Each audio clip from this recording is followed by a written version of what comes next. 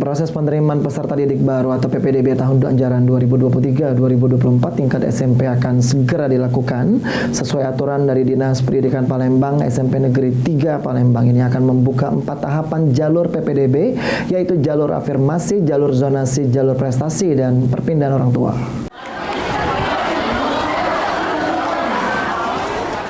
Penerimaan peserta didik baru atau PPDB tahun ajaran 2023-2024 untuk tingkat SMP negeri di Kota Palembang akan segera dibuka mulai minggu depan.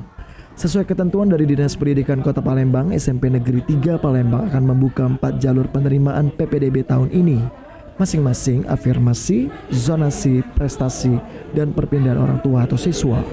Pada proses penerimaan tahun ajaran baru ini, SMP Negeri 3 Palembang akan membuka 10 ruang belajar dengan 1 ruang belajar jumlah siswanya 32 orang.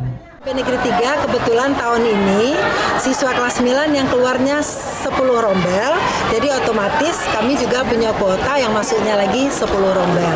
Jadi kuota kami 10 rombel, 10 kali 32 siswa itu. Agar proses PPDB tahun 2023-2024 berjalan lancar dan tanpa adanya gangguan, SMP Negeri 3 Palembang akan berkoordinasi dengan Dinas Pendidikan Nasional Diknas Palembang khususnya terkait jalur pendaftaran online. Firman Hidayat, PAL TV.